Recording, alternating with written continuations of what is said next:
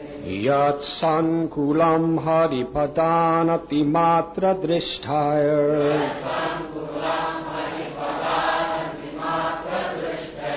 Vaiduryamara katahema mayar vimanai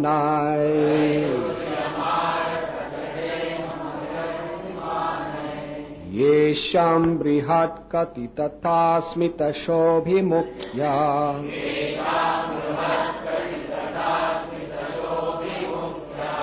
Krishnatmanam na raja adhatur utsmayadhai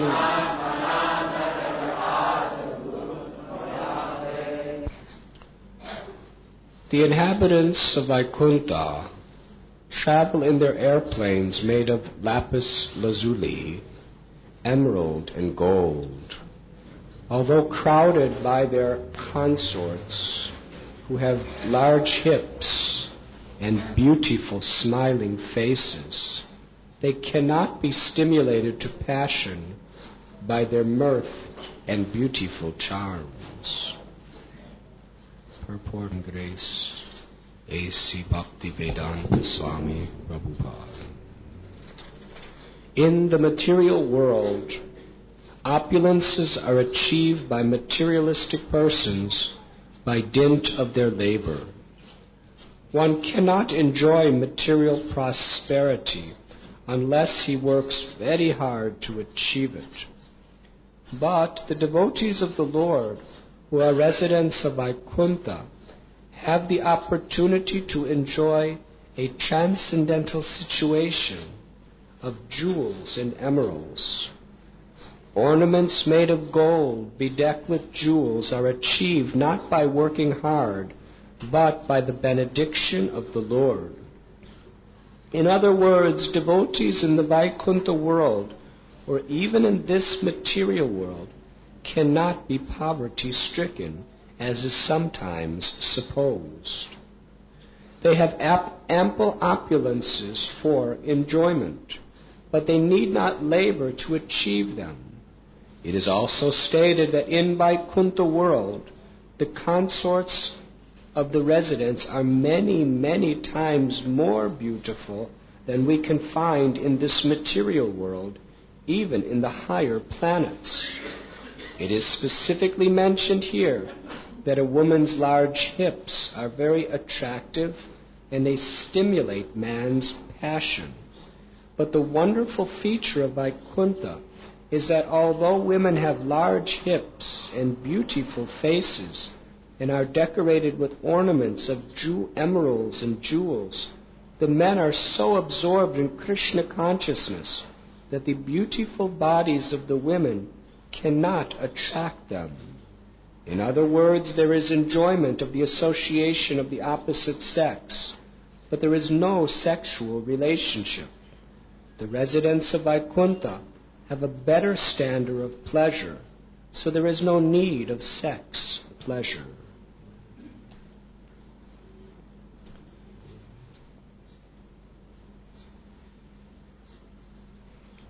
Description of Vaikuntha is being presented by Lord Brahma, who is the original father of all living beings within our universe. The denizens of the heavenly planets were so terribly disturbed by the inauspicious natural manifestations throughout the environment due to the two demons, Hiranyaksha and Hiranyakashipu, entering into the womb of Diti. It is described how there was such terrible darkness and so many inauspicious signs were everywhere. The demigods, being very learned in the science, could understand great misfortune was upon them. Although the demigods are controllers of universal affairs, Still, they have the awareness that ultimately they are helpless. They have to approach higher authority for shelter. So they are approaching Lord Brahma. And Lord Brahma is explaining the four Kumaras, how they can travel anywhere. Ultimately, it is due to the curse of the four Kumaras upon Jai and Vijay that they come to this world as demons. So, in contrast to everything that's happening in the material world, Lord Brahma is describing the qualities of Vaikuntha. This material existence is called Kuntha because it is a place of anxiety. Why anxiety? Unavoidable is birth, old age, disease, and death. As long as these things are present, there has to be anxiety. Everyone is, from time to time, in anxiety because they know they have to grow old, they have to get disease, and at any moment they could die. Everything is temporary. Whatever is dear to our life, at any moment it will be taken away. Material life, we work so hard to attach ourselves to something that gives us enjoyment, but however much attached we are, everybody is conscious of the reality that it could be taken away at any time. You work so hard to get lots of money, big estate, nice car, and you know as a fact that there are so many thieves who will do anything to get it. They'll even kill you to get it. They are there. They're watching you, whoever you are. The more you have, the more people will be envious of you. The more people will want to do harm to you. The more people want to exploit whatever facilities you have attained. And also, especially in this age of Kali, any type of disease can come upon anybody at any time, whoever we are. If the wrong mosquito bites your body and sucks your blood, whoever you may be, you can get terrible, terrible types of malaria. Cancer. Cancer is just killing millions of people. Cancer does not discriminate whether you are from a high caste or a low caste, whether you're a man or a woman, whether you are rich or poor. What to speak of all the other types of diseases? Bhaktivedanta Hospital here at Mira Road, you have some little idea of a fraction of the ocean of varieties of diseases that can attack people and cause them suffering. And the fact is, when you're in disease, you're in terrible anxiety. And when you're not in disease, you're in anxiety because you know at any moment you can get disease. Or you're in anxiety about your loved ones getting diseased. Just like these little children. To the degree the parents love their children, they're in anxiety. Correct? Mothers, is this correct?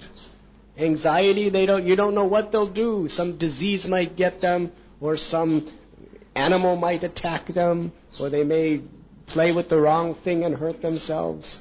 It's a place of anxiety. At every moment. Sometimes the anxieties of the situations of this world are more prominent. In this particular case, there was darkness everywhere. Everything was inauspicious. Fear permeated the entire universe because Hiranyaksha and Hiranyakashipu entered the womb of Diti. So even the great demigods and their heavenly planets who are enjoying such incredible quantities of enjoyment, they are in utter anxiety. They're coming to Lord Brahma. Bhagavad Gita explains, Abrahma bhuvanaloka punar avartanorjana mamupete tu kontya punara janma navidyate Even the highest planet, Brahmaloka, is a place of misery. What to speak of the lower planets? The one who achieves my abode never has to take birth in a miserable situation again. So Lord Brahma is explaining how this material world is such a miserable place, and what is it like in Vaikuntha. Real intelligence is not to strive to make this material world a nice place. Real intelligence is to strive to get out of the material world and go back home, back to Godhead. You cannot make coal white. Coal is black by nature, through and through. Material world is a place of anxiety through and through. There may be some happiness, but that happiness only makes you more attached. And the more attached, the more anxieties will come. So therefore, rather than spending this very short term that we have in the human form of existence to try to create a more enjoyable, pleasing place in this world, we should be making arrangements to once and for all get out of this world and go back to Krishna's abode. That is real intelligence. But how do we know what is the spiritual world unless we hear it from the authoritative scriptures? It is the only means of understanding the spiritual realm, is to hear submissively. The Lord has revealed this knowledge to us through the sacred scriptures. Now it is very, very important, these descriptions that Lord Brahma is giving. Because when great personalities describe the spiritual world to the denizens of this material world, it is for the purpose of attracting our hearts back to that abode and to teach us the qualities that we must achieve in order to go back to that abode. Lord Brahma has described in Vaikuntha, it is situated in the mode of pure goodness. There is no passion and no ignorance. Passion is the force that creates. Ignorance is the force that destroys. If there is no passion and there is no ignorance, then there is eternality. Sattva-guna, or goodness, is pure existence. Suddha-sattva means when there's pure goodness.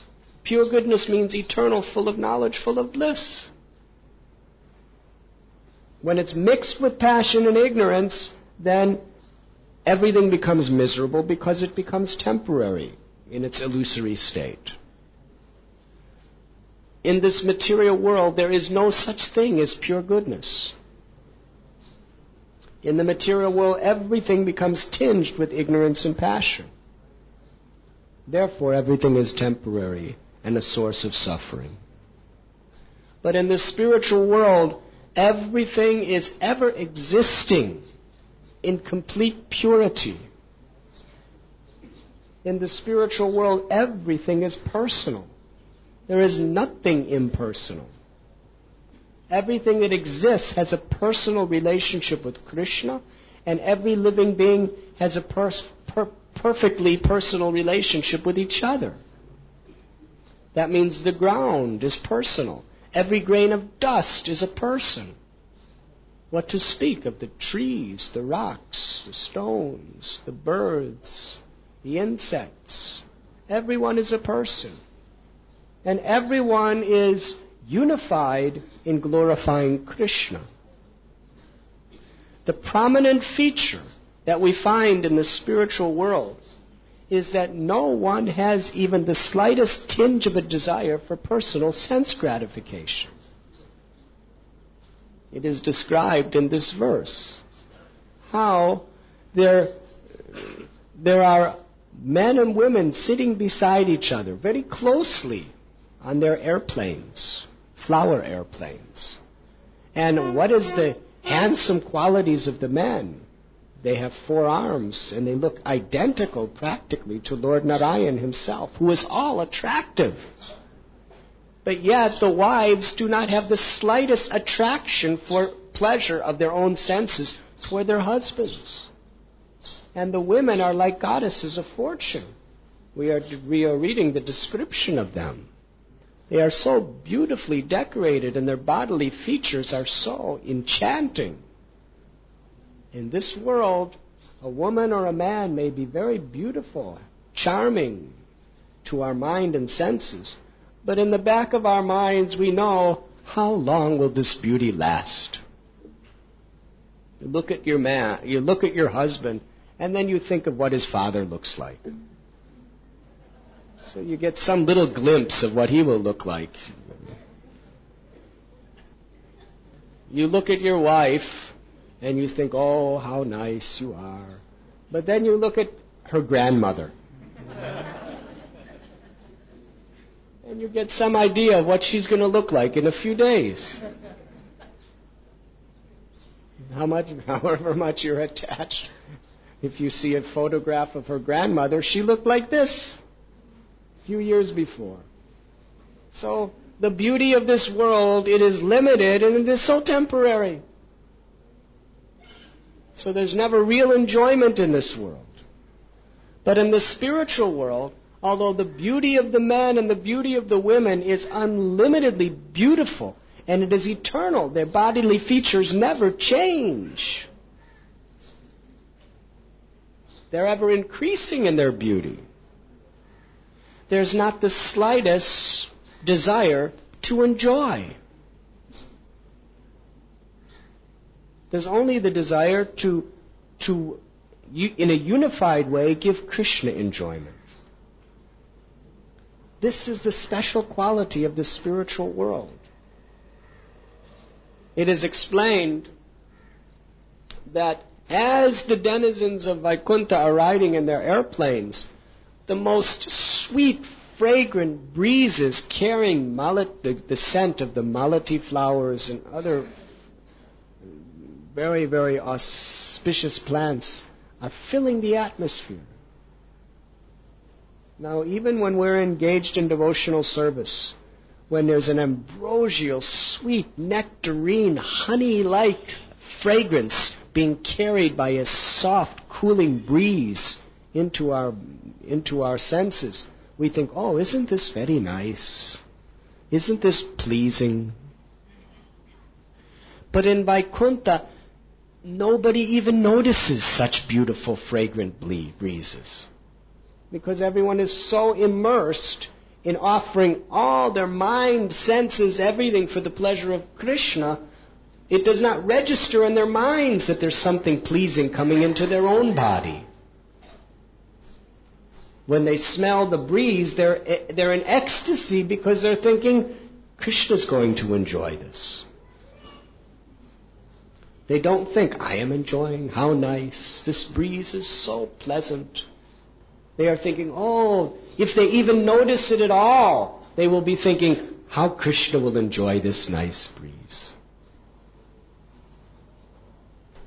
So there is no desire for sense gratification whatsoever. Because everyone is experienced in the higher taste of pleasing Krishna. And there is no envy. If you are attached to sense gratification, you have to become envious. Because there's so much competition for the objects of sense gratification in this world.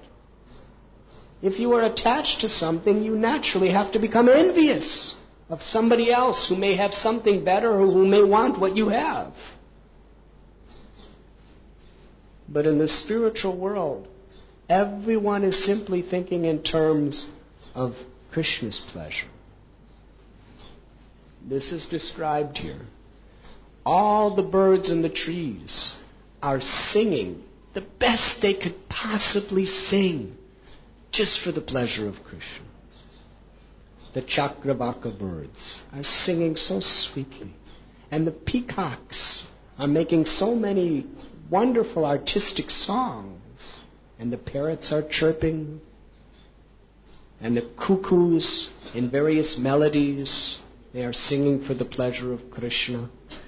And there are millions and millions, unlimited such birds in Vaikuntha. And each one is simply singing as sweet as they can for Krishna. And the combination of all of them together is just a wonderful kirtan of the glorification of the Lord. And Krishna hears simultaneously the combined efforts of all the birds singing, as well as each individual bird's own personal expression of their love and devotion to Krishna through their song. And Krishna is reciprocating with all of them. But yet, when the bumblebee begins to buzz, it's not like the bumblebees of this world. The bumblebees are chanting the names and glories of Krishna. And in Vaikuntha, the bumblebee chants so nicely that all the other birds, they all stop singing just to hear the bumblebee sing the glories of the Lord. They're not thinking, oh, bumblebee, let me sing. I sing so nicely. Actually, every bird in Vaikuntha sings so unlimitedly beautifully, but they're not proud. They're not proud. I am a better singer than you. They're simply thinking of what will please Krishna most.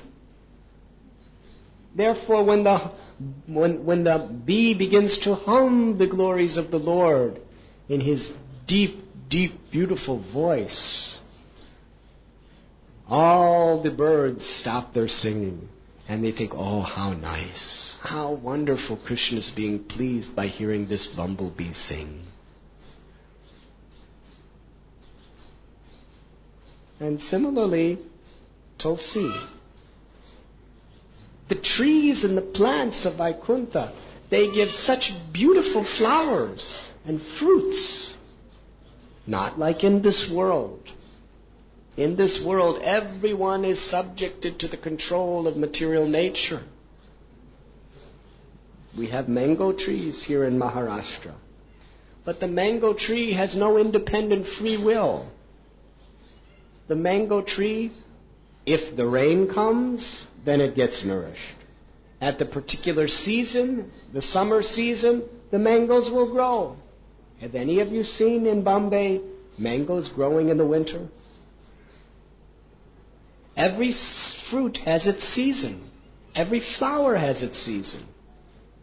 But in the spiritual world, every tree just blossoms the most sweet and fragrant fruits and flowers anytime, all the time, simply for the pleasure of Krishna. And what kind of flowers grow on the trees of Vaikuntha? We cannot even imagine. These are pure devotees of the Lord who possess all the mystic perfections and beyond. They have pure spiritual bodies. They can do anything they want for the pleasure of Krishna, to any limit. If a tree wants to present flowers to Krishna, what is its power to create the most unbelievably beautiful flowers with the most incredibly fragrant scent? Just one flower of Vaikuntha, and they never wilt. They never get old or deteriorate. The flowers in Vaikuntha are eternal. As long as the tree wants that flower to be sweet and fresh and beautiful, it remains like that. Because it is personal. It is not happening due to the effects of material nature. It is happening all by pure eternal devotion. So the trees are creating the best possible fragrant flowers, the nicest plants and fruits. But yet, when the trees see Tulsi, they all bow down to her, because they know Tulsi is most dear to Lord Krishna. He always keeps garlands of Tulsi around his neck. He always keeps the leaves of the tulsi plant on his lotus feet. And what is the greatest joy of all the plants of Vaikuntha? To see what kind of wonderful service and mercy tulsi is getting and giving. This is Vaikuntha. No envy. In the material world, there's competition. If the material world, if all the plants had their own developed consciousness, they would be so envious of tulsi. They would probably be creating conspiracies to plot to assassinate tulsi. Because she's always on Krishna's feet, and I'm not. But in the spiritual world, this is the great joy, that Tulsi Devi is giving such immense pleasure to Krishna. Let us help her. Let us create such a wonderful atmosphere so that Krishna can take Tulsi's beautiful leaves and flowers and decorate his body. Always. This is Sankirtan. This is the full, rich nature of combining together for the glorification of Krishna. Golokera Premadara Harinam Sankirtan. The Sankirtan movement has descended from the spiritual world. And what is the meaning of Sankirtan? Sankirtan is the eternal activity of Vaikuntha, where everyone, with no envy, with no desire for personal enjoyment, in the most intimately personal way, is simply together, united, to glorify Krishna, to give Krishna pleasure. Everyone is singing, everyone is dancing, everyone is making so many beautiful, beautiful offerings for the pleasure of Krishna.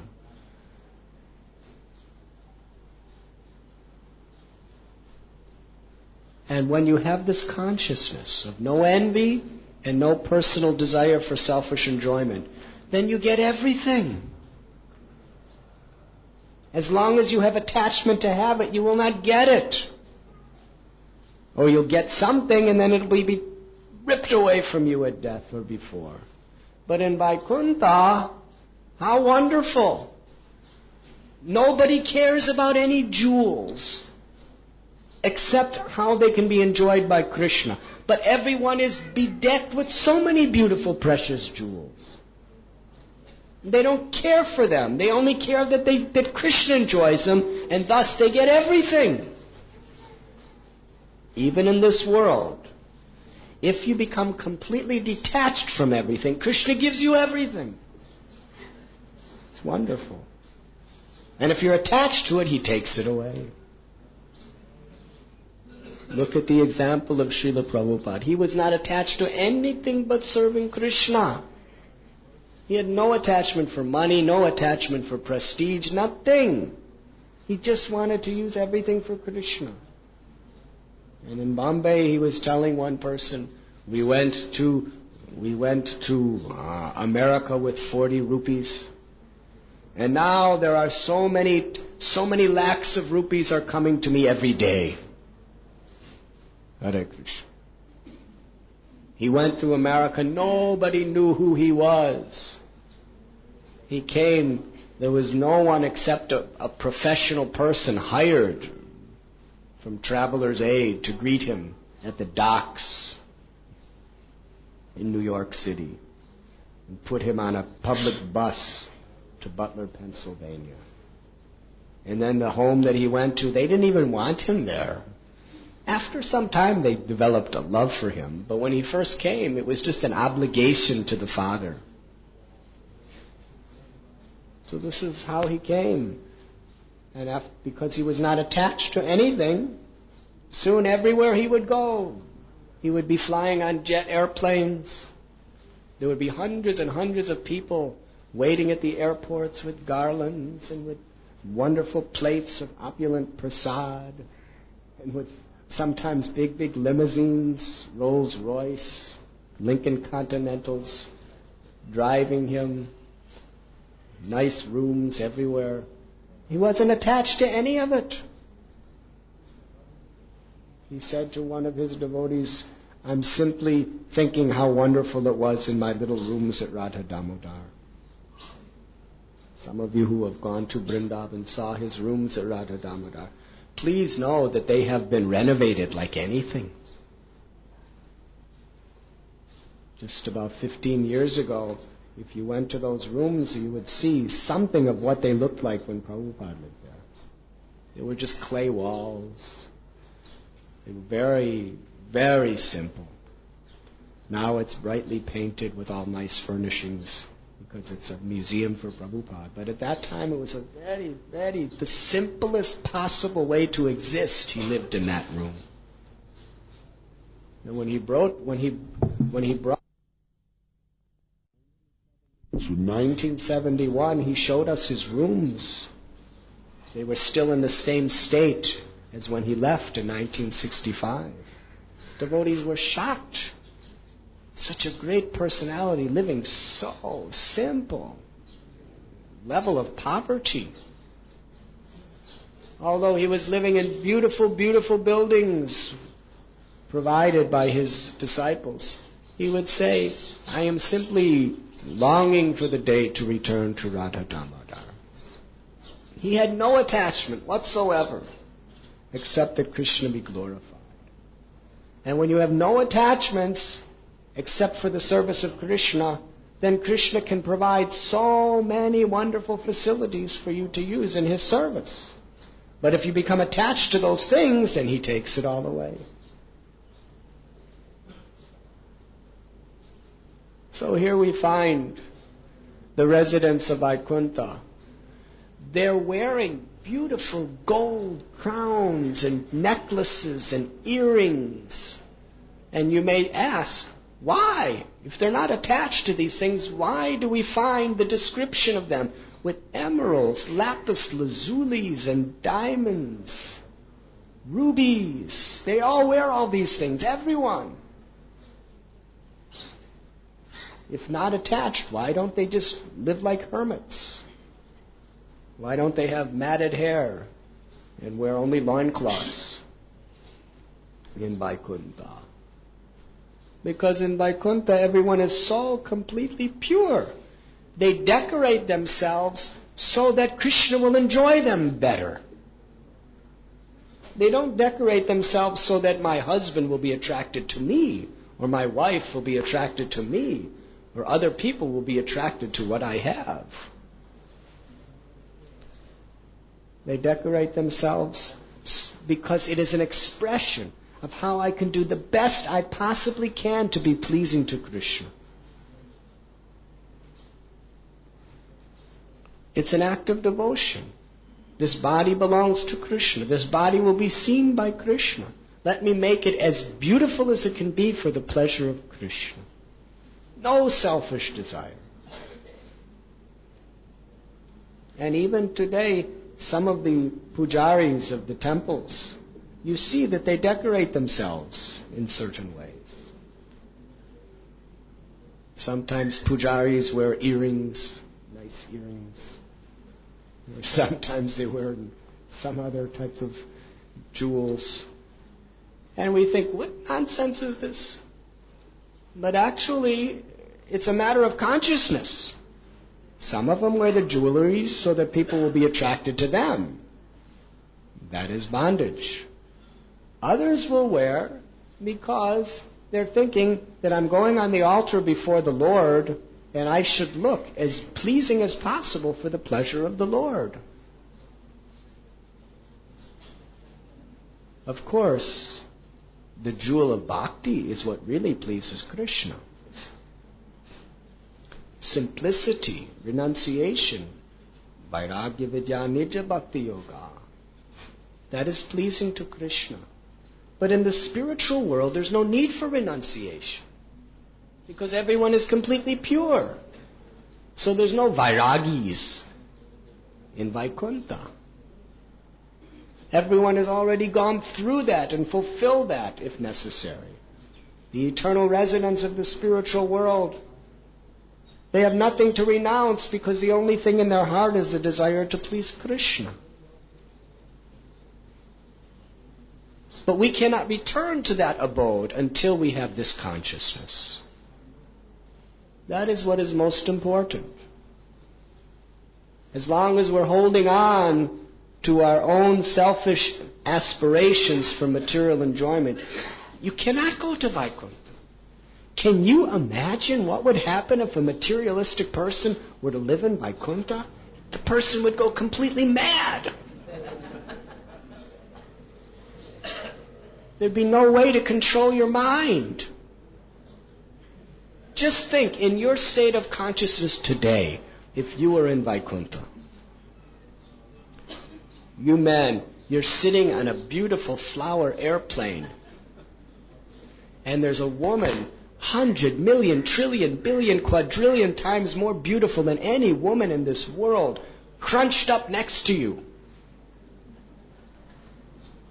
And you're wearing all sorts of precious emeralds and diamonds and lapis lazulis and gold and silvers. And there's incredible perfume fragrances coming in your nose. And everything around is so nice. What would happen to you? You would go crazy. You'd be in a hopeless state. You'd just become like a dog, just foaming at the mouth with lust. And it's true. And you start singing beautiful songs. And then the bumblebee starts singing. And everyone says, "Shut up, the bumblebee's singing."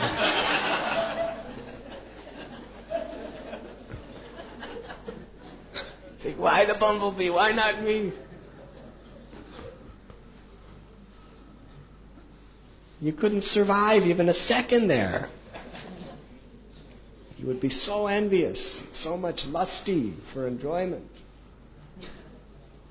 Therefore, you cannot go there until you're completely pure of envy and pride.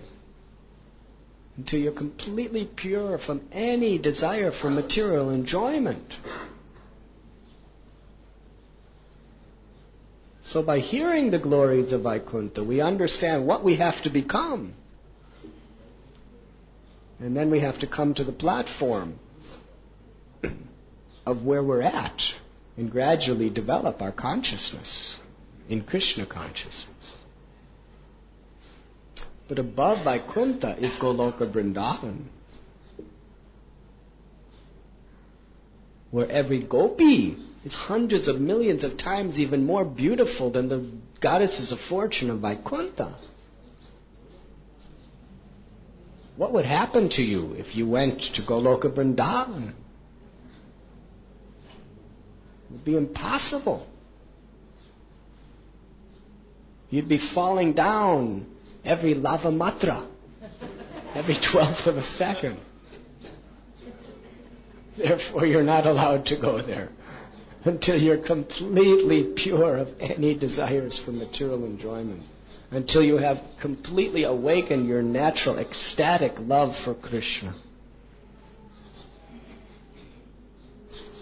In Goloka Vrindavan, no one is thinking of enjoying Krishna. Everyone is just thinking how to increase Srimati Radharani's service to Krishna. Not even as her direct servant, but as the servant of the servant of the servant of the servant, to try to make beautiful arrangements for Radha and Krishna to meet together and enjoy. And our existence is eternally situated on the principle of just living in such a way to help them enjoy each other. No envy, no lust, no pride, no greed, no anger. Everything is completely transcendent, selfless in service. That is the spiritual world. So when we give up the shackles of material enjoyment, then we enter into the realm where everything is there. Every tree, it is described here in Vaikuntha, is a desire tree. Your desires will be fulfilled. Can you imagine what would happen to you if all your desires were fulfilled in this world? Your life would be a total mess.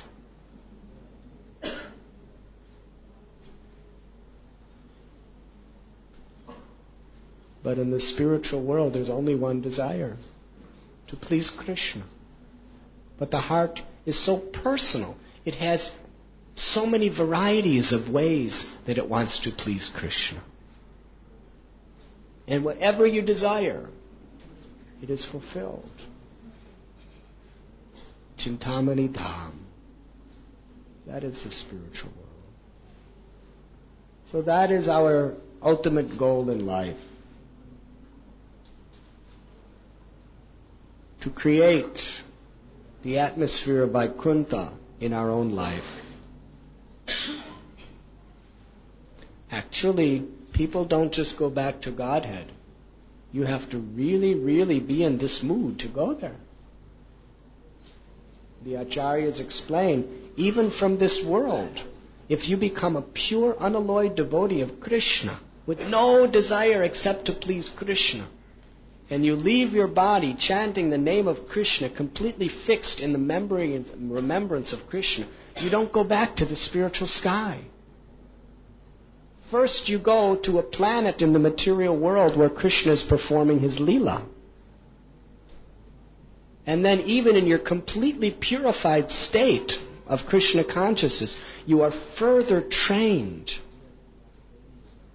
in your particular relationship with Krishna in the spiritual world. And then after Krishna ends his pastimes in that universe, then you go back to Goloka Vrindavan. Such a rare and precious goal. That is our aspiration. So we want to qualify ourselves in this life in such a way. Although material longings are so deeply entrenched within our hearts, by the mercy of Krishna, by hearing his glories, by serving his devotees, by chanting his names, we can purify our hearts. But we have to have the proper motivation. We are practicing Krishna consciousness for the pleasure of Krishna. We have to have this motivation. We have to pray for this motivation. We have to long for this motivation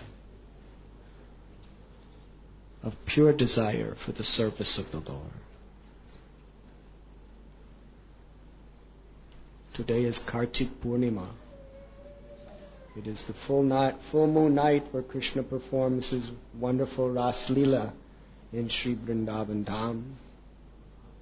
It is also the day that Lord Sri Chaitanya Mahaprabhu first arrived in Sri Vrindavan.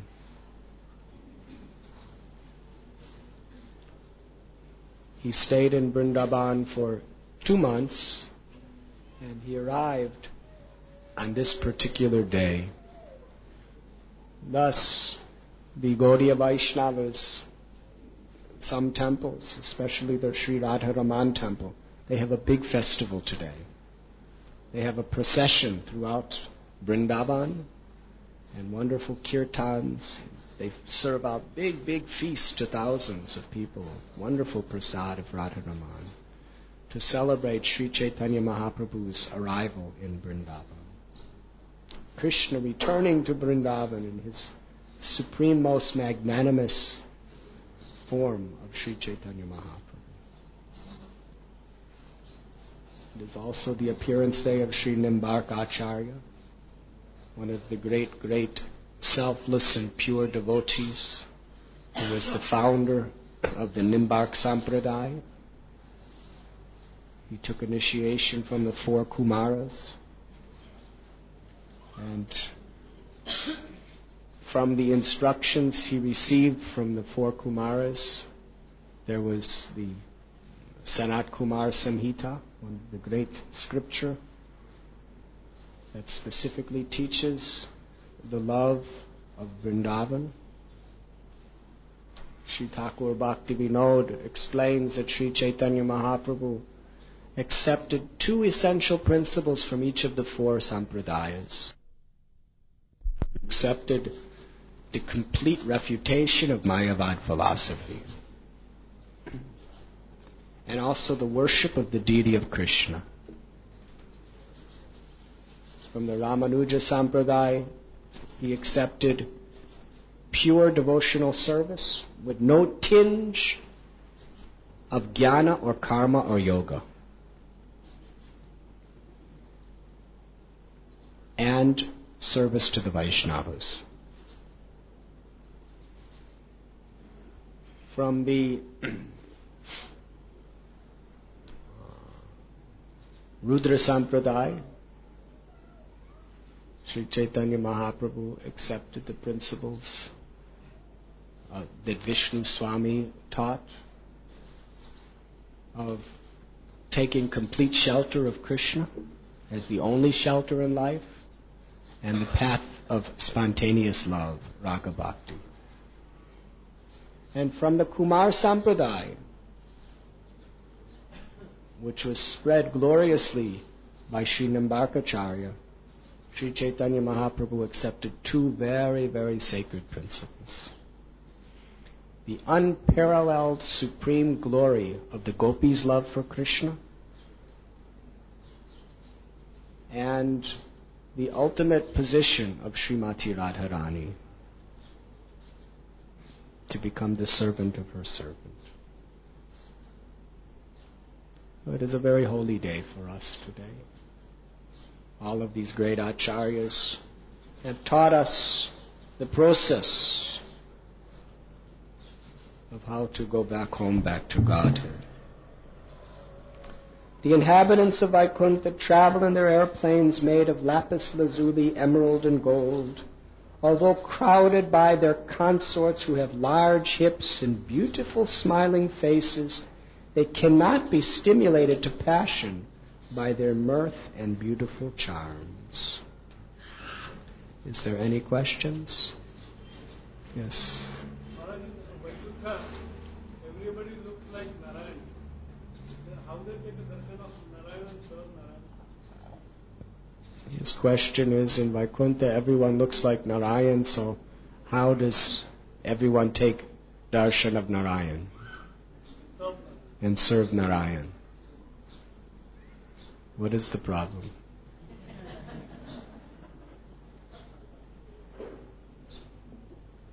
Because in material world we feel like God personally looks and just to get recognized that I will come and we always do some mentality like that.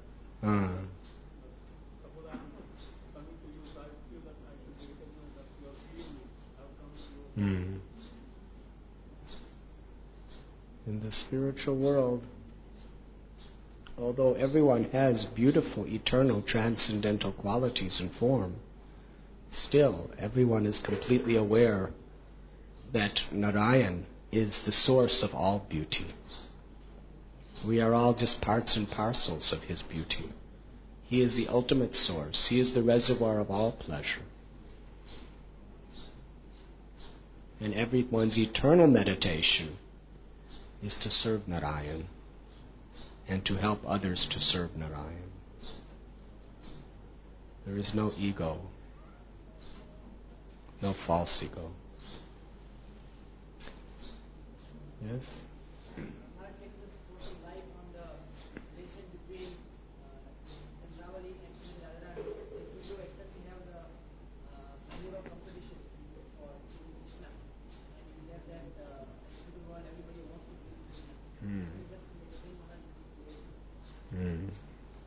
Very high subject. This question is, say it in the microphone.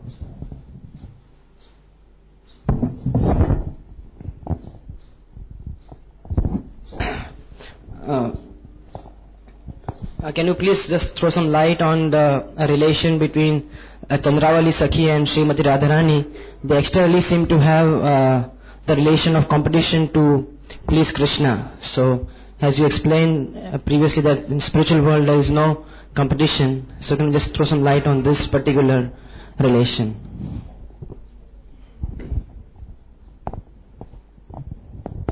He is an expansion of Srimati Radharani.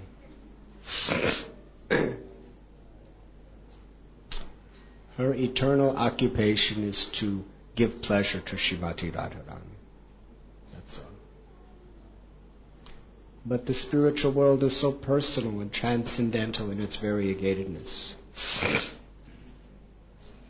that she creates, as the servant of Sri Radharani, she creates a competitive type of an atmosphere only to increase the relationship of love between Radha and Krishna. That is her only purpose. That is her only motivation. Sometimes we hear the stories of the wonderful relationships of how Radharani is angry with Krishna performing Man at Man Mandir, Mangara, because she has found out that Krishna was with Chandravali instead of with her. These stories are there. But please understand, Sri Radharani's only desire in her existence is to give pleasure to Krishna. She only gets mad, she only enters into this transcendental mood of Man to increase Krishna's pleasure. And Chandravali is giving the reason for her to do this. So Srimati Radharani, she understands, Chandravali understands that they're simply working together to give the ultimate pleasure to Krishna. So she's only enhancing the sweetness of the nectar of the relationship between Radha and Krishna. That's her only service in the spiritual world. So it's not a competition of envy. It's a competition of sacrificial, selfless love for the person we're competing with in the highest, purest state, which we cannot understand with our conditioned minds. Does that answer your question?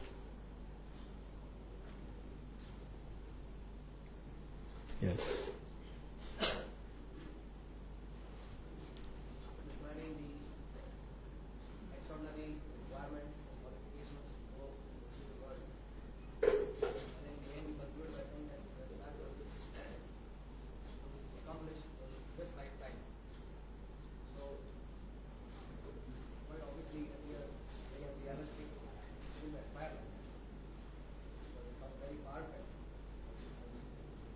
It is possible to qualify yourself in this lifetime if you sincerely surrender with humility and devotion. Definitely. In fact, it is certain. It is Krishna's promise. Man manabhava mad bhaktir. Krishna says, always think of me, become my devotee, worship me, offer your homage unto me. In this way you will come to me without fail. This is my promise. It is impossible for you, as an insignificant jiva, to overcome the power of Maya. But by the mercy of Krishna, the ocean of Maya is reduced to the amount of water contained in a hoofprint of calf. By our sincere and humble efforts in this life, throughout our life, of making the right choices, we can please Krishna. We please the Vaishnavas, we please Guru, we please Krishna. He can help us, and He will help us. It is His promise. And we can be perfect in this life.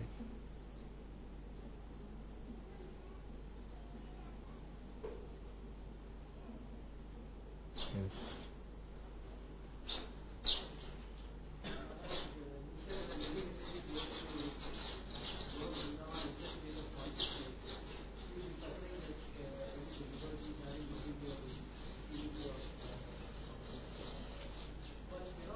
You would die instantly.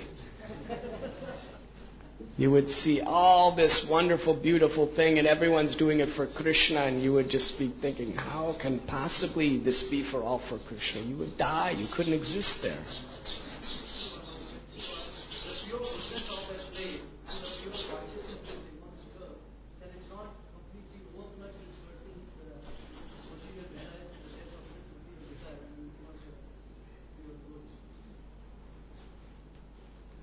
That flood has to first wash away your material desires in this world.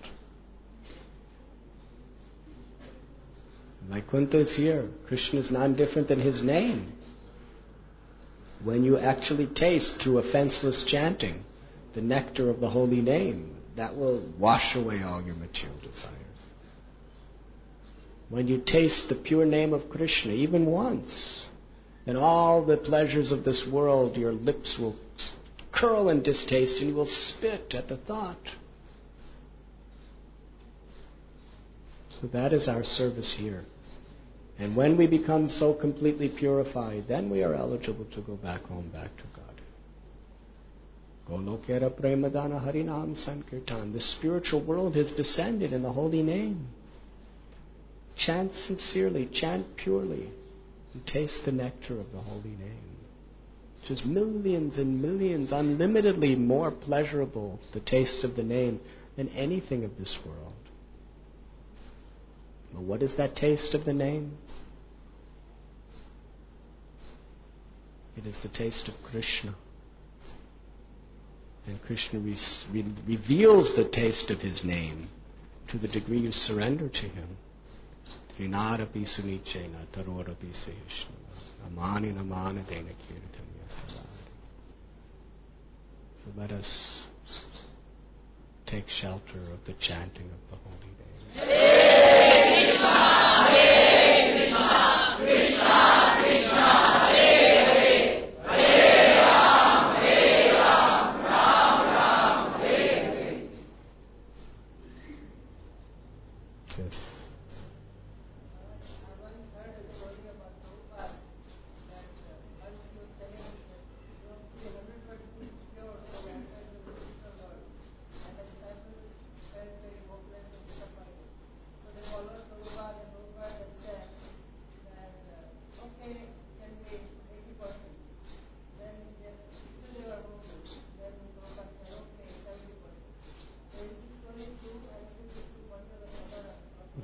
Not the exact numbers that you're saying. But the idea is you have to be 100%. But if you die and you're not 100%, but you've tried very earnestly and honestly and sincerely in your life, by the mercy of Srila Prabhupada, Ananyas Chintayanto Mam Yejana Pariyupashate Tesham Nityabhayuktanam Yogakshemam Vahamyam. Krishna says, you surrender to me, I will preserve what you have, I will carry what you lack. You've surrendered to me in your life, you're 90%, you leave your body, I'll give you the other 10%. Then you can go back. Very well. Srila Prabhupada ki. Thank you very much.